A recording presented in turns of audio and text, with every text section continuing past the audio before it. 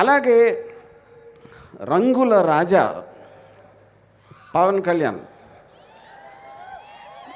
ఇప్పుడు ఆయన మొహానికి రంగు వేసుకుని ఒక పెద్ద సూపర్ స్టార్ అయిపోయాడు. Nobody says no, terrific, absolutely. ఆయన పెద్ద ఫ్యాన్ ఫాలోయింగ్ ఉంది.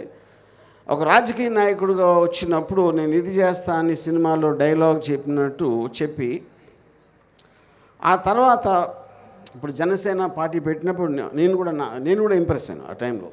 సో దాని తర్వాత అన్నీ జరిగిన అందరికీ తెలుసు, దాన్ని మళ్ళీ మనం రిపీట్ చేయాల్సిన అవసరం లేదు.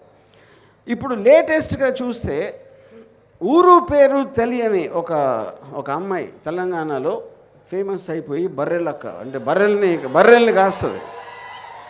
బర్రెల్ని కాసే ఒక అమ్మాయి అంత పాపులర్ అయిపోతే ఈయన సూపర్ స్టార్ అయ్యి ఉండి బర్రె లెక్క అయిపోయాడు. బర్రె లెక్కకి తేడా ఏంటంటే బర్రెలక్క, ఆ బర్రెలకి అక్క ఒక కాపరిగా కాస్తుంది. ఇక్కడ ఈయన బర్రెలాగా చంద్రబాబు నాయుడు, లోకేష్ వాళ్ళు ఏమి చెప్తే, అంటే ఇప్పుడు బర్రెలు గొర్రెలు ఇటెలు అటెలు దదా అని చెప్తా ఉంటే ఆ గొర్రెలు బర్రెలు ఏమి చేస్తాయో ఇప్పుడు సూపర్ స్టార్ పవన్ కళ్యాణ్ అది చేస్తున్నాడు.